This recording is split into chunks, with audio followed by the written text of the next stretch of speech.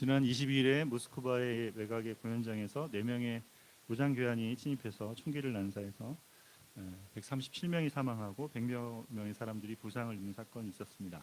이 사건은 이슬람 극단주의자인 IS의 아프가니스탄 지부인 ISK가 공격을 했다고 주장하며 당시의 영상을 공개했습니다. 러시아는 우크라이나를 배후로 지목하려 했지만 미국에서는 그럴 이유가 전혀 없다고 이야기하고, 사실 이번 달 초에 미국은 이미 러시아 정부에 러시아 내 인파가 몰린 곳에 이런 공격이 일어날 수 있다는 것을 경고했다고 합니다. 우크라이나와 한창 전쟁 중인 러시아에게 미국의 이런 경고가 잘 인식되지 않았을 거라는 생각이 듭니다.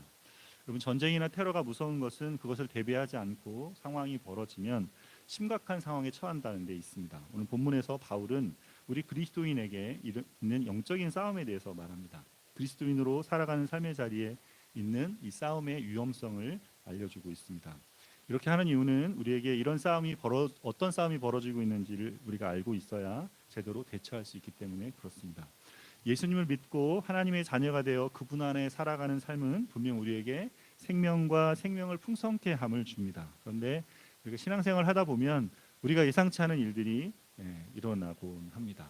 어려운 일이 있곤 하죠. 우리에게 이런 일들이 왜 일어나는지, 또 그것을 어떻게 대처해야 되는지를 우리가 알아야 하는 것입니다. 이것이 전쟁과 같은 상황이라면 심각한 결과를 낳기 때문에 그것을 간과해서는 안 되는 것이죠. 오늘은 하나님의 전신갑주를 취하라는 제목으로 본문을 통해 주신 은혜를 함께 나누기를 원합니다. 첫 번째로 그리스도인의 삶에 영적인 싸움이 있다. 10절에서 12절 말씀을 한번 같이 더 읽도록 하겠습니다. 끝으로 너희가 주 안에서와 그의 힘의 능력으로 강건하여지고 마귀의 관계를 능히 대적하기 위하여 하나님의 전신갑주를 입으라. 우리의 씨름은 혈과 육을 상대하는 것이 아니요 통치자들과 권세들과 이 어둠의 세상 주관자들과 하늘에 있는 악의 영들을 상대함이라. 여러분, 어떻게 시작합니까? 10절이 끝으로 이렇게 시작합니다. 이제 뭔가 끝나는 거죠. 여러분, 에베소서가 6장까지 있습니다. 6장 앞부분을 이야기하고 이제 사도 바울이 마지막 말을 하고 싶다는 거죠. 여러분, 마지막 말이 중요하지 않습니까? 사람이 죽기 전에 말을 뭐라 그래요? 유언이라 하지 않습니까? 뭔가 편지를 쓰고 있고 지금까지 했던 말을 정리하는 마지막 컨클루전이 굉장히 중요합니다. 그래서 바울은 에베소서를 끝내기 전에 굉장히 중요한 의미를 담아서 이야기를 지금 하고 있습니다. 특별히 에베소서에서 바울이 그동안 나눈 것들이 너무 방대하고 엄청난 것들을 담고 있었죠. 그래서 그 의미들을 마지막 정리하는 것도 굉장히 중요하게 됩니다. 여러분, 사도 바울이 앞에서 1장부터 6장까지 오는 동안에 무슨 이야기를 했습니까? 창세전에 그리스도 안에서 하나님 우리를 택하셨고 그리스도 안에서 하늘과 땅을 통일하라 하셨다. 하나님의 비밀인 그리스도를 통해서 하늘과 땅을 통일하고 세상을 그리스도 안에서 화목케 하는 일을 하려 한다라고 말씀했습니다. 그래서 예수님 믿는 사람들이 그분의 몸된 교회가 돼서 이 세상을 충만케 하며 세상을 회복케 하는 삶을 살게 된다라는 이야기였습니다. 이 세상 전체와 관련된 우리가 알지 못했던 영적인 비밀에 대한 이야기를 계속해서 나누었습니다. 그래서 어떻게 했어요? 우리가 예수님 안에서 하나님과 회복된 관계를 살아가는 나는 나와 나 자신과 나와 이웃과 나와 세상과의 회복된 관계로 이 삶이 나타난다고 했습니다. 그래서 그것이 우리 자신이 살고 있는 삶의 자리, 교회와 가정과 직장에서 이런 모습, 어떤 모습을 가지고 살아야 되는지까지도 다 설명을 했어요. 그렇게 모든 것이 화목하고 평화롭게 살면 좋을 텐데 사도 바울의 마지막 권면은 그렇게 끝나고 있지 않습니다. 이 모든 이야기를 하고 마지막에 바울은 우리 그리스도인의 삶에 영적인 싸움이 있다고 이야기합니다. 그래서 주 안에서와 그의 능력으로 강건해지고 마귀의 관계를 능히 대적하기 위하여 하나님의 전신갑주를 입으라라고 권합니다. 우리 그리스도인의 삶에 마귀가 대적하는 일이 있다는 것이죠. 세상 사람들은 이 시대에 그런 영적인 일이라는 게 있어, 그런 건 없어 이렇게 생각할지 모르지만 영적인 일은 엄연히 존재합니다. 여러분, 심지어 요즘 과학의 세계에서도 물리학의 세계에서도 우리가 설명할 수 없는 일이 일어납니다. 예전 고전 물리는 어땠어요? 우리가 마뉴엘의 법칙이나 이런 고전 물리 거시 세계에서 보면 이런 법칙들이 움직였는데 요즘 미시 세계의 양자역학의 세계로 들어가면 어떻습니까? 우리가 설명할 수 없는 일들이 일어납니다. 그래서 입자들이 있는데 다른 입자에 질량을 부여하고 사라져버리는 입자가 있습니다. 물질인데 사라져요. 그리고 과학자들이 연구하면서 도대체 얘는 뭐지? 그래서 이름을 힉스 입자라고 붙였는데 가설을 했는데 연구하면서 이 힉스 입자가 실제 한다는 것을 발견하고 표현을 과학자들이 노벨상을 받은 사람들이 있습니다. 요즘 과학자들은 겸손합니다. 뭐라고 말하면 과학으로 이 세상 모든 걸 설명할 수 없다라고 이야기하며 겸손합니다. 여러분 세상에는 물질의 세계도 있지만 어떤 세계 있어요? 영적인 세계도 분명히 존재합니다. 그래서 이것을 감각적으로 감각하는 사람들은 계속 영적인 세계에 관심을 갖고 있죠. 그리스도인이 아닌 사람들도 영적인 세계에 관심이 많습니다. 그래서 뭐 합니까? 점을 보죠. 요즘 젊은이들은 뭐 합니까? 타로 점을 봅니다. 타로 점을 봅니다. 또 맨날 점 보는 거랑 지금 타로 보는 거랑 같은 거죠. 미래와 뭔가 그런 운세와 이런 걸 좀 알고 싶다는 거예요. 그리고 부족도 붙이잖아요. 이렇게 합니다. 바울은 에베소서에서 이런 영적인 영역에 대해서 분명히 구분하여 이야기합니다. 에베소서 5장 8절에 너희가 전에는 어둠이더니 이제는 주 안에서 빛이라라고 말했습니다. 전에는 사단이 다스리는 흑암의 나라에 사단이 다스리는 그 나라에 너희가 있었는데 이제는 주님이 다스리는 나라, 주님의 빛의 나라, 그분이 다스리는 나라를 살고 있다라고 말합니다. 이 영적인 세계에는 여러분 죄송하지만 중립지대가 없습니다. 사단의 나라에 속해 있느냐, 주님의 빛 대신 나라에 속하느냐 둘 중에 하나밖에 없죠. 저도 개인적으로 이 두 나라에 대한 의식이 있습니다. 저는 초등학교 5학년 때 교회를 다니기 시작했고 저희 집은 그 전까지만 해도 교회는 굉장히 부정적으로 생각하는 집이었어요. 멀리했어요. 그래서 지금 돌아보면 그 흑암의 나라에 영적으로 묶인 채 살았습니다. 꿈을 꾸면 이 꿈이 도대체 무슨 의미일까? 어제 누가 나타났는데 그 꿈은 어떻게 해석해야 되나 이런 생각들을 하며 살았고 또 뭐예요? 문지방을 밟으면 안 돼. 밟으면 혼냈어요. 밟으려고. 왜 문지방을 밟고 있냐 이렇게. 다음에 휘파람 불면 하지 마라. 휘파람 불면 안 된다 그랬습니다. 그래서 기운이 좋지 않은 날에 결혼식도 하면 안 되고 이사도 하면 안 된다는 것을 계속 그런 생각을 하면서 묶이며 살았죠. 그런 것들에 매이며 살았습니다. 그래서 어떤 때는 굉장히 그런 생각을 하면 영적인 생각을 하며 살다가도 또 어떤 때는 그 하얗게 잃어버리고 내가 하고 싶은 대로 그 영적인 세계를 무시한 상태로 또 살아가는 그런 모습을 보았습니다. 여러분은 어떠십니까? 여러분은 영적인 세계에 대한 관심, 또 영적인 세계를 혹시 보시거나 또 영적인 세계를 인정하시거나 그러고 있습니까? 저희 옆에 KTX 사장님께서 이번 주에 만났는데 그렇게 말했습니다. 요즘 보시면 아시겠지만 이렇게 그 기부스 반기부스 하고 지금 다니시는데 이거 보험을 들었는데 며칠 전에 보험을 깼답니다. 근데 깨고 얼마 있다가 넘어져서 깨져갖고 이게 다쳤다고? 꼭 그렇다고. 꼭 그런데 깨면 그렇더라 이런 이야기를 합니다. 여러분 제가 제 이름이 강정일인데 왜 제 이름이 정일인 줄 아십니까? 이름이 발을정의 한일입니다. 이름 되게 한자로 쓰기 쉽겠죠. 발을정의 한일. 장명소에 제가 태어나기 전에 장명소에 갔는데 저희 형님이 제가 태어나기 전에 하나님께 부름 받았어요. 유치원장님. 그래서 정말 태어나기 힘든 아이가 태어났다. 그래가지고 이 아이 이름을 잘 지어보겠다. 그래서 부모님이 이제 갔습니다. 장명소 갔는데 이렇게 제 아마 사주팔자로 갔던 것 같아요. 그때는 교회를 다니기 전이었으니까. 근데 보니까 얘가 한 7살 때쯤에 큰 교통사고를 날 거다. 그래가지고 어떻게 해야 되냐면 바른 길로 하나로 갈 수 있게 이름을 정일이라 지어야 된다. 그래서 제 이름이 정일입니다. 발을정의 한일로 지었습니다. 근데 여러분은 정말 7살 때쯤 돼가지고 제가 저희 집 정미소를 했는데 경운기를 타고 가는데 정미소 그 경운기 운전하는 아저씨가 가다가 술이 많이 취해가지고 가다가 전봇대를 받았어요. 저는 이게 앉아 가는 게 자갈 받치기 힘드니까 서가지고 이런 트레이를 잡고 가는데 전봇대를 받으면 어떡합니까? 내가 앞으로 가잖아요. 그래서 꽉 잡아가지고 머리를 그 트레이를 쪘습니다. 그리고 뒤로 이렇게 넘어지는데 저희 누나가 저를 받았어요. 그래가지고 이게 그대로 떨어질 뻔했는데 이렇게 받았고, 그래서 지금도 이 흉터가 있습니다. 잘 보시면 있습니다. 근데 어쩌면은 그 사람이 했던 말대로 일들이 벌어진 걸 수도 있겠죠. 그렇죠, 여러분? 근데 설사 그랬다 하더라도 여러분 예수님 안에 들어오면 흑암의 나라가 작동되는 영적인 방식이 다 달라집니다. 그것이 해제돼요. 우리는 다른 세계 안에 살게 됩니다. 예수님 안에 있는 우리는 더 이상 흑암의 나라를 살지 않습니다. 그런 영적인 묶임들에서 놓여지게 돼요. 자유케 됩니다. 우리는 빛의 나라에 살게 됩니다. 예수님을 믿는 그리스도인은 주님의 손 안에서 그분의 보호 아래서 살아갑니다. 여러분 우리가 하나님 나라의 빛의 나라에 속하게 된다 그러면 사단 편에서는 어떨까요? 원래 흑암의 나라에 있었는데 빛의 나라로 돌아오게 되면, 그러면 사단 입장에서 보면 자기의 사람과 영토를 잃어버린 거죠. 사단은 그것을 싫어합니다. 그래서 신학자 윌리엄 거널은 이런 이야기를 합니다. 구원받은 한 영혼을 두고 하늘의 기쁨의 종이 울려 퍼지는 것과 동시에 지옥의 비상벨이 요란스럽게 울린다. 지난주에도 저희가 여기 소방 비상벨이 띵 울렸잖아요. 비상벨이 울리는 거예요. 지금 그 소리가 어디다? 지옥에서 울리는 소리예요. 여기 많은 사람들이 이렇게 하나님 자녀로 와 있다, 이런 거에 대해서 경각심을 갖는다 이거죠. 마태복음 11장 12절을 보니까 세례 요한의 때부터 지금까지 천국이 침노를 당한다라고 말씀합니다.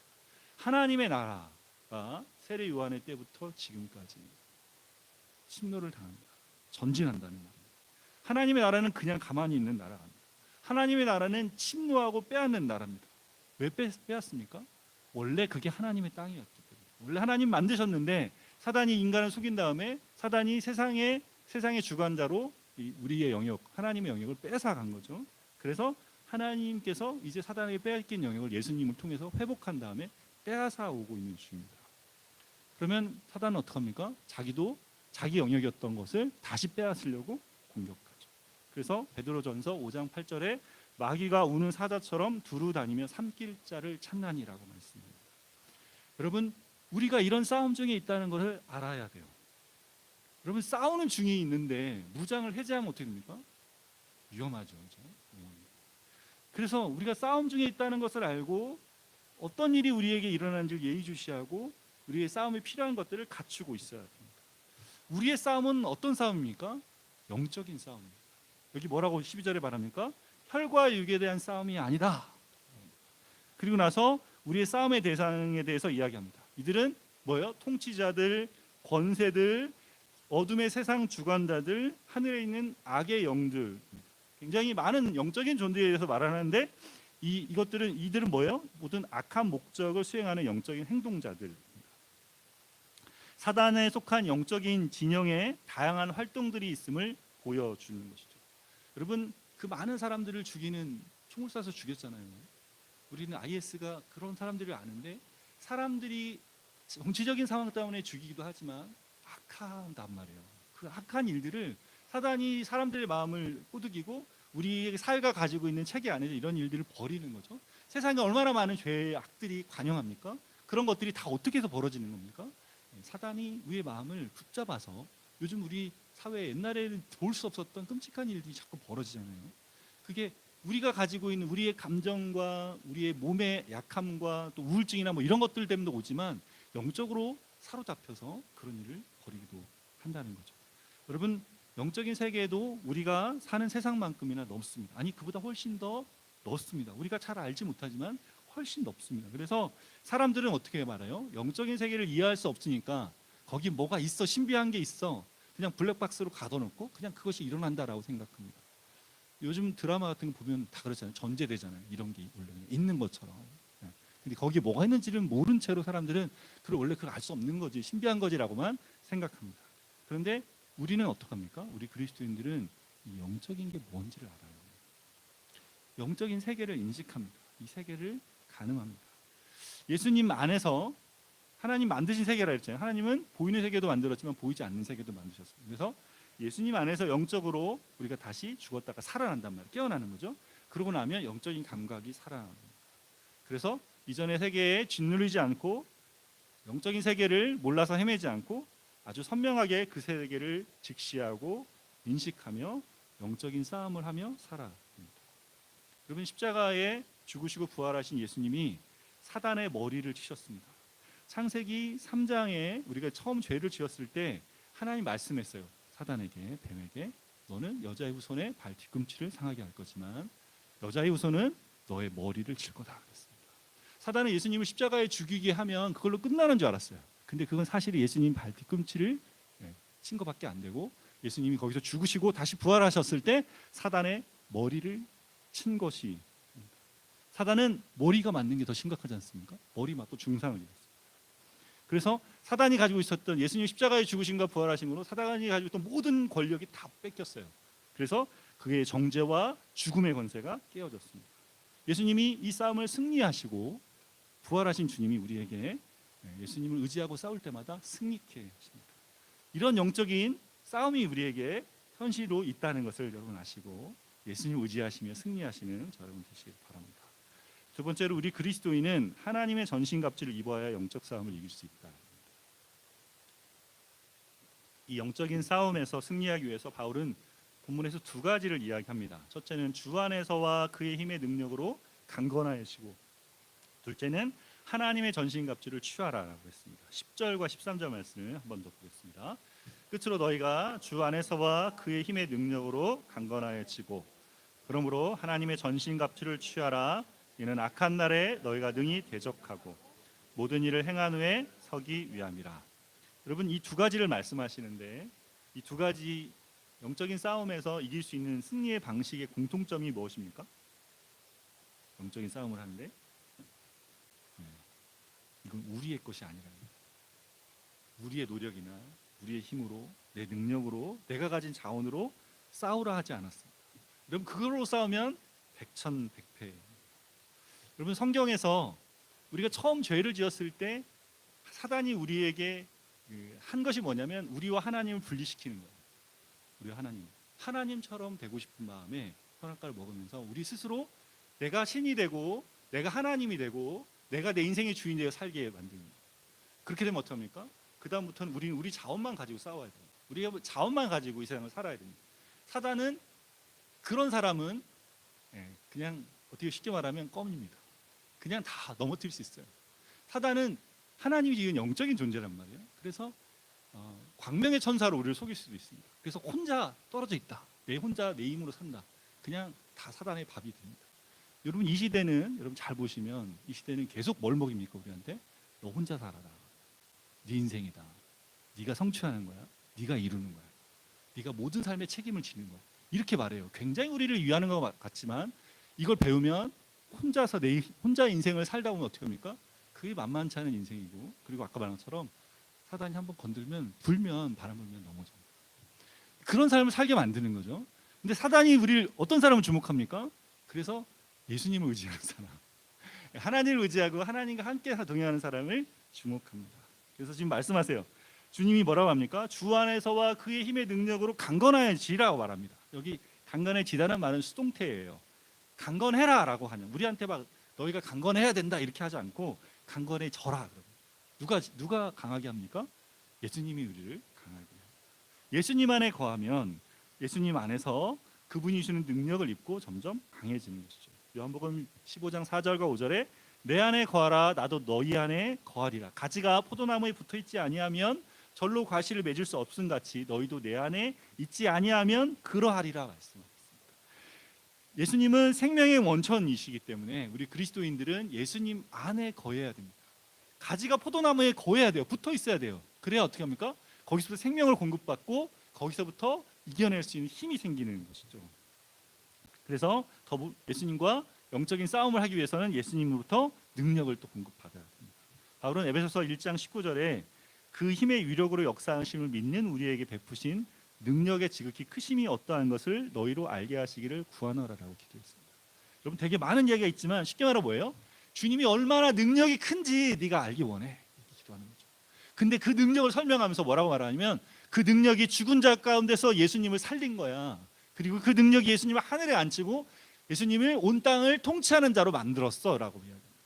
하나님이 베푸신 그 능력이 죽은 것들을 살려냅니다. 우리 삶에서 죽어버린 것들이 있어요. 우리 감정이 죽은 게 있고 관계가 죽은 것들이 있습니다. 내가 더 이상 못한다고 생각하는 죽어버린 것들이 있는데 주님의 능력이 임하면 그 자리가 살아납니다. 죽은 것을 살린단 말이에요. 그리고 주님이 통치하신단 말이에요. 온 세상을 통치하시는 능력이 우리한테 주어집니다. 그래서 주님께서 우리에게 우리가 살고 있는 삶의 영역들을 다스리게 하십니다. 아까 말했던 네 가지 차원의 관계가 회복될 때 점점 그 다스림이 임하면서 어떻게 됩니까? 삶이 변하기 시작합니다. 주님이 나를 통해서 주의 다스림이 나타나고 임하기 때문에 삶이 변화가 나타나는 것이죠. 그래서 그분 안에서 우리는 이 하나님의 권세를 우리가 자녀의 권세를 누리게 됩니다. 또 뭐라고 말합니까? 너희 속사람을 성령의 능력으로 강건하게 하십시오. 우리 안에 계신 성령께서 우리를 강건하게 합니다. 그래서 사단이 공격할 때마다 우리의 내면이 성령 의지하며 흔들리지 않게 되는 것이죠.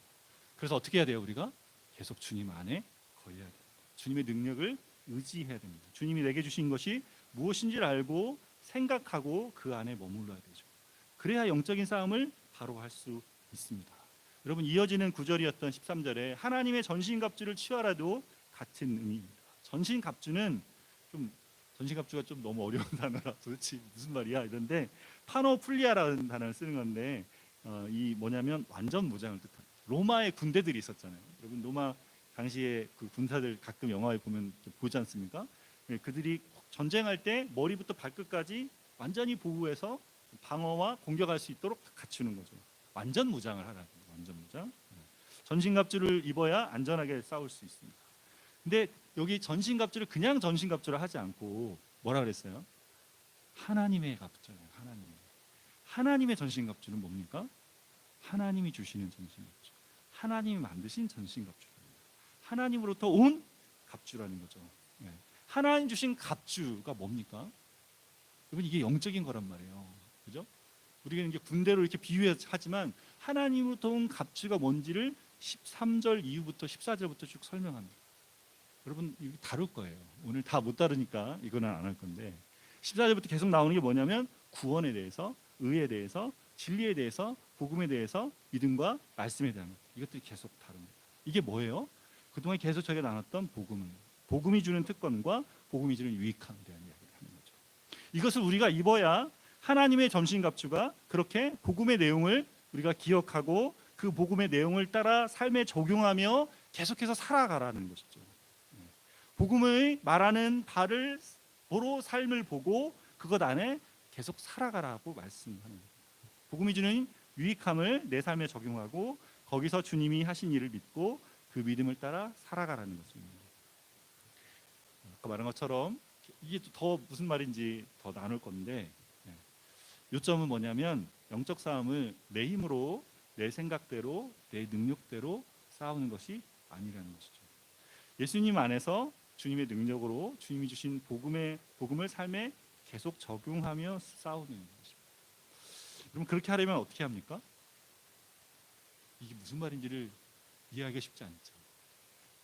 쉽지 않습니다. 저희가 금요일 날 복음 중심의 공동체라는 책을 가지고 이야기를 하는데, 우리가 누군가를 친절하게 말하고 누군가를 받고 이런 게 왜 어려울까?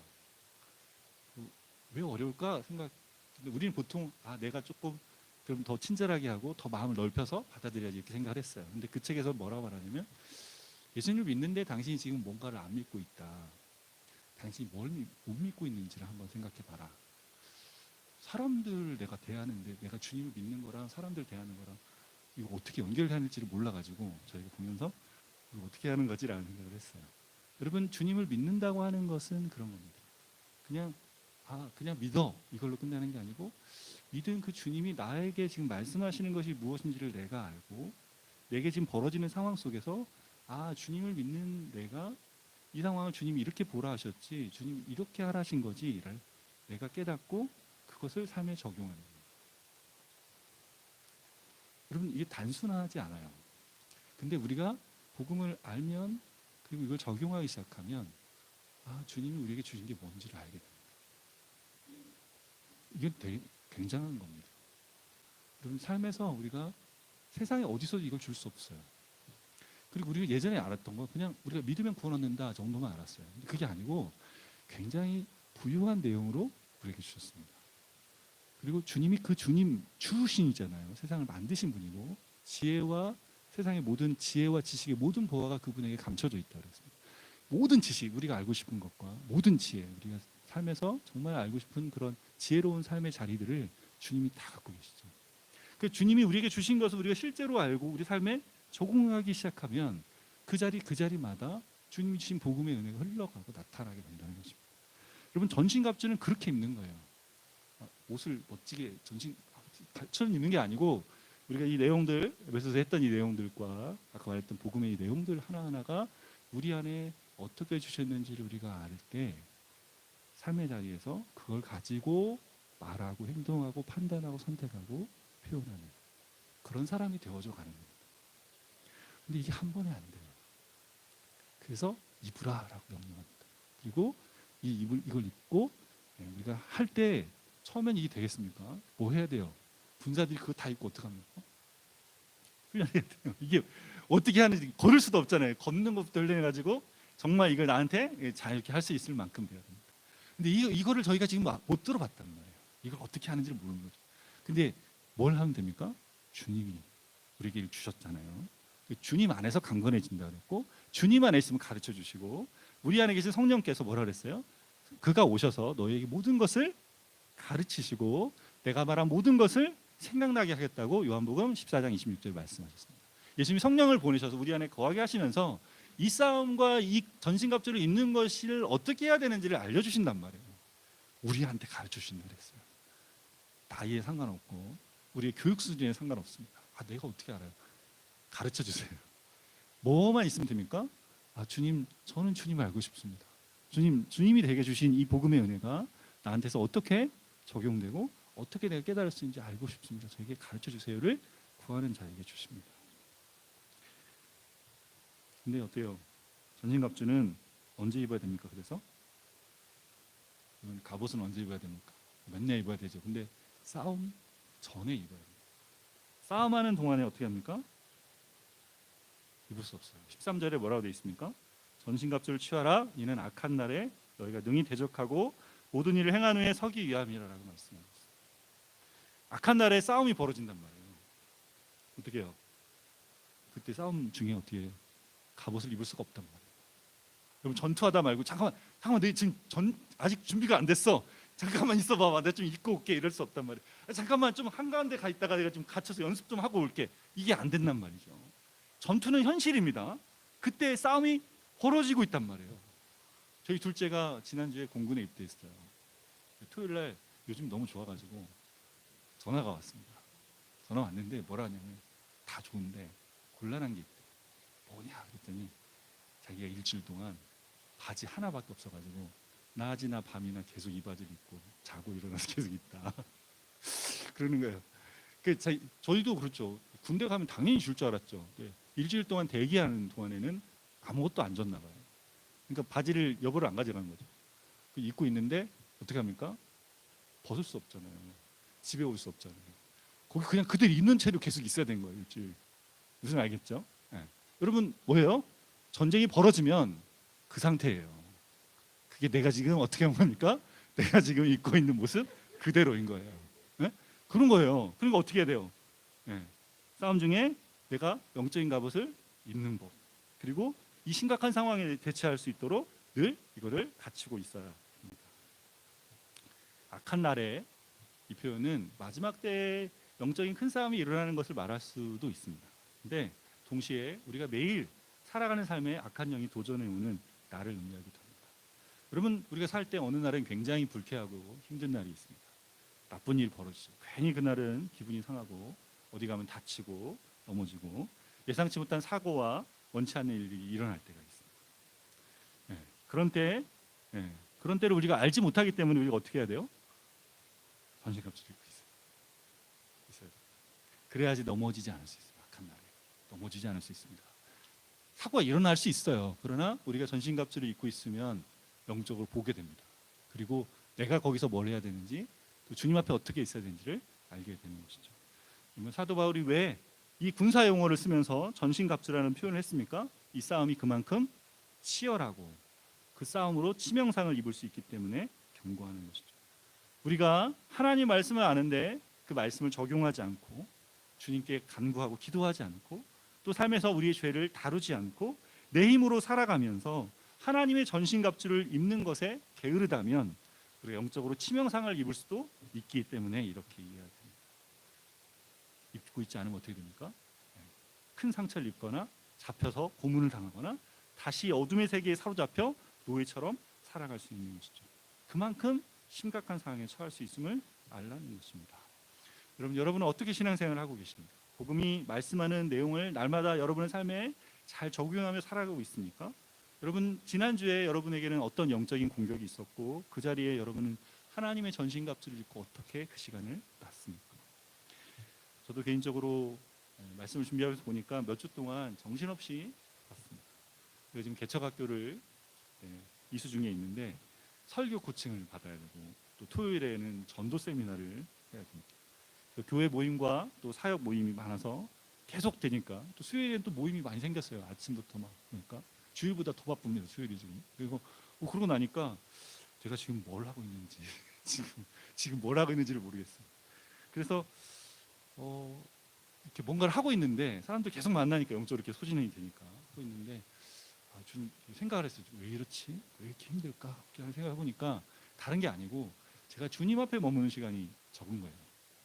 주님 앞에 있어야 되는. 목회자는 뭐 해야 됩니까? 주님의 은혜를 흘려보내는 사람이니까 제가 주님 앞에 머물러서 주님 앞에 머물러 주시는 생명의 은혜로 이렇게 물을 머금고 있어야 되는데 계속 퍼주기만 할 것 같으십니까? 바닥인 거죠. 그 바닥인 상태로 계속 살고 있으니까 힘든 거죠. 지금 그렇다는 인식을 하게 됐어요. 그래서 복음 안에서 주님과 함께하는 이 삶을 구하는데 그것이 없는 저에게 이것이 가장 치명적인 일이구나 하는 생각이 들었어요. 그래서 지금 요즘 제 모토는 멈춘다, 안 한다, 다른 일 벌리지 않는다 이겁니다. 오늘 본문 말씀을 보면서 하나님의 전신갑주를 잊지 않고 악한 영들을 대적하는 것이 이런 거겠다라는 생각이 들었습니다. 여러분은 어떻게 지내십니까? 주님 안에 주님이 주시는 능력을 입고 그 안에서 여러분 강건하게 살고 계십니까? 하나님의 전신갑주를 입고 악한 날에 여러분 그 악한 것을 대하며 승리하고 계십니까? 오늘은 부활절입니다. 주님이 부활하심으로 죽음을 이기셨습니다. 부활하신 주님의 생명이 우리 안에 있고 그 부활의 능력이 우리 삶의 모든 죽은 것을 살려내고 모든 묶인 것을 풀어내며 새롭게 합니다. 이 주간 부활 주간을 나며 부활하신 주 안에서 강건케 되는 저와 여러분 되시길 바랍니다. 부활의 생명을 따라 하나님의 전신갑주를 입고 마귀의 관계를 능히 대적하며 승리하는 저와 여러분 되시기를 바랍니다. 우리 적용 찬양 같이 찬양하시고 주신 마음 가지고 같이 기도함으로 나가겠습니다. 무덤에 머물러 함께 찬양하겠습니다.